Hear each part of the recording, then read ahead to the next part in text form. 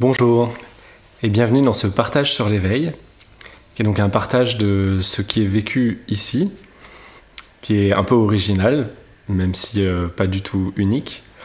Et j'ai donc pensé que c'était intéressant comme partage, parce que moi, quand j'écoutais des partages sur l'éveil d'autres personnes, je trouvais ça super intéressant. Et donc ce que j'ai envie de partager aujourd'hui, c'est la réalisation qu'il n'y a qu'une vie.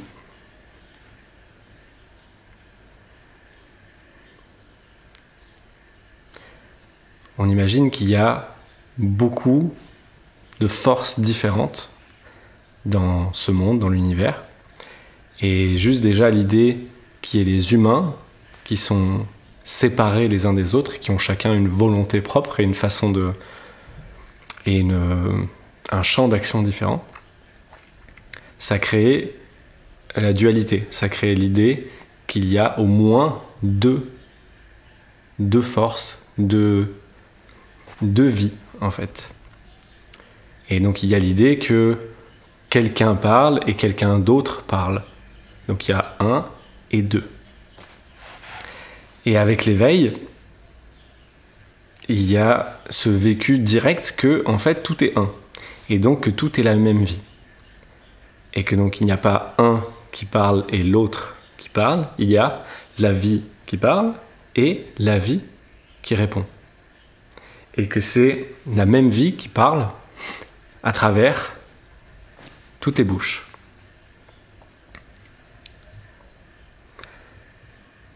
Et donc ça implique énormément de choses. Donc je vous invite tout de suite à imaginer, concevoir que peut-être en fait il n'y a qu'une vie. Il n'y a qu'une force.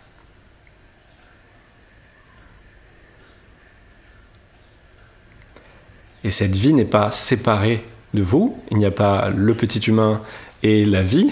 On n'est pas dans Star Wars avec les Jedi et la Force. Mais on est bien nous-mêmes cette vie.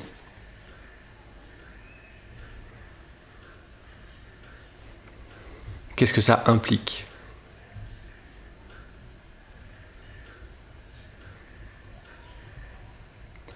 Est-ce que ça ne crée pas une détente, déjà ? Parce que pour qu'il y ait conflit, pour qu'il y ait opposition, il faut qu'il y ait la croyance dans deux forces qui s'opposent. Mais si c'est la même force, alors il y a juste une main qui danse à gauche à droite, mais il n'y a plus un choc, il n'y a plus deux forces qui s'opposent. Il n'y a qu'une vie qui bouge, qui danse, qui parle, qui répond. Mais si on ne croit pas qu'il y a deux forces, alors le conflit devient très compliqué. Parce que ça veut dire que je me bats avec moi-même. Donc quand vous êtes en conflit avec quelqu'un d'autre, en fait, si il n'y a qu'une vie, si on considère cette hypothèse, et bien dans ce cas-là, vous êtes en train de vous battre avec vous-même. Donc vous allez arrêter de dire que c'est la faute de l'autre. C'est plus possible. On ne peut pas dire que c'est la faute de l'autre si tout est un. Si tout est la même vie, alors je suis en train de me battre avec moi-même. Et donc, je peux arrêter, en fait. Il n'y a pas une résolution de conflit extérieur. Je ne peux pas résoudre mon conflit avec l'autre, parce que le conflit, il naît de la croyance qu'il y a quelqu'un d'autre que moi. Donc, la fin du conflit ne peut avoir lieu que avec la réalisation qu'il n'y a pas moi et l'autre, mais qu'il n'y a qu'une vie, et que je suis cette vie. Donc, je suis en train de me battre avec moi-même juste parce que je crois qu'il y a quelqu'un d'autre. Mais si je considère qu'il n'y a qu'une vie, que je suis cette vie et que l'autre est cette même vie, ça n'a plus aucun sens, dans ce cas-là, d'être en conflit.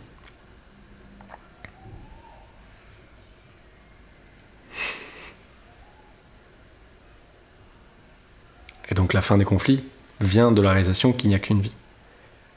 Et l'éveil, c'est la réalisation que ce que je suis est la vie. Et pas je suis une personne séparée du reste du monde, etc. Mais je suis la vie.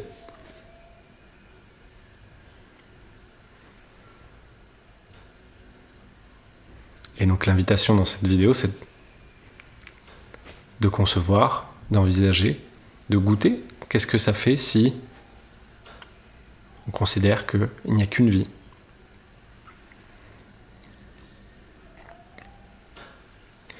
Et du coup, s'il n'y a qu'une vie et que je suis cette vie, en plus, déjà, si on part juste de il n'y a qu'une vie, c'est fort, mais si en plus on considère qu'on est cette vie, dans ce cas-là, tout ce que je perçois, c'est la vie.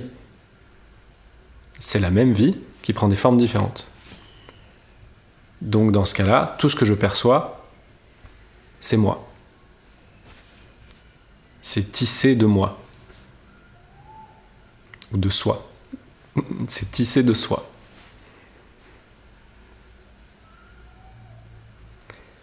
Et donc c'est la même chose que pour les conflits. Il n'y a plus moi et l'extérieur, donc où il peut y avoir déjà un conflit, hein, juste un son. Si jamais c'est un son de marteau-piqueur et qu'on voulait être tranquille au calme, et ben ce son, on va avoir une résistance et on va dire pousse-toi le son, pousse-toi le son. Et là déjà on est en train de se battre, on est en train de dire il y a deux forces, il y a deux vies. Et il y a moi et il y a ce marteau-piqueur qui clairement m'emmerde et je me bats contre lui. Mais si il n'y a qu'une vie, alors ce son, c'est moi-même. Et il apparaît au sein de moi-même. Et donc dans ce cas-là, il n'est plus du tout dérangeant.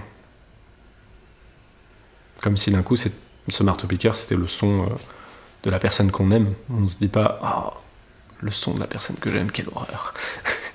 Après, on n'est pas amoureux du marteau-piqueur, mais on est ce son aussi, en fait. Et ce son est accueilli comme tous les autres sons. Et donc, si tout est la même vie, alors, marteau-piqueur est la vie. Et si tout est la même vie, alors, tout devient intéressant. Parce que tout est la vie qui prend une forme. Donc, il n'y a plus le marteau-piqueur, ah ouais, je connais ce son, c'est relou, c'est le marteau-piqueur. Mais si jamais il y a juste un son de marteau-piqueur sans la pensée, c'est un marteau-piqueur, mais il y a juste le son.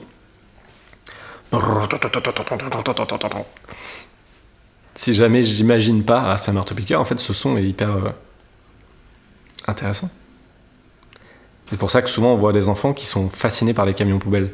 Ils tirent la main de leurs parents pour aller voir le camion poubelle. Parce que pour nous, ah, c'est un camion poubelle, ça ramasse des poubelles, ça pue. Pour l'enfant, c'est une espèce de vaisseau spatial qui fait des bruits incroyables. Et tout ça sans mettre aucun mot, sans même dire vaisseau spatial, c'est juste waouh.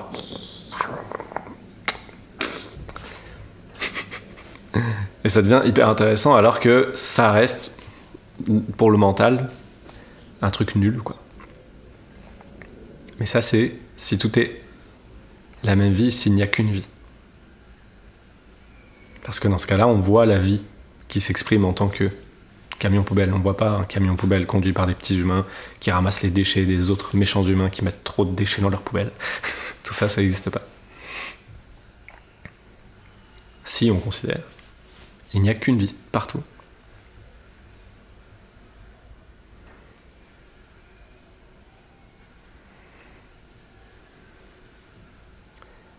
Donc s'il n'y a qu'une vie, il n'y a plus de conflit entre les humains parce que c'est la même vie. Et il n'y a plus de conflit avec l'environnement parce qu'il n'y a plus moi et l'environnement, mais que tout est la même chose. Et on peut alors être en contemplation, en béatitude, face à ce qu'on perçoit parce qu'on arrête de conceptualiser, mais qu'on perçoit directement dans l'expérience la vie qui prend une forme.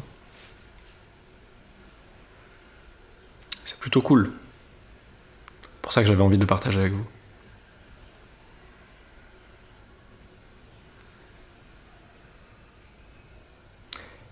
Et une dernière chose, il y a aussi plus l'idée que quelque chose peut être à moi. Il n'y a plus vraiment de possession, c'est tout est la même vie. Parce que tout est ce que je suis. Donc, je ne peux pas vraiment vouloir quelque chose en croyant que je ne l'ai pas. En gros, il n'y a plus de c'est à moi, il y a juste un c'est moi.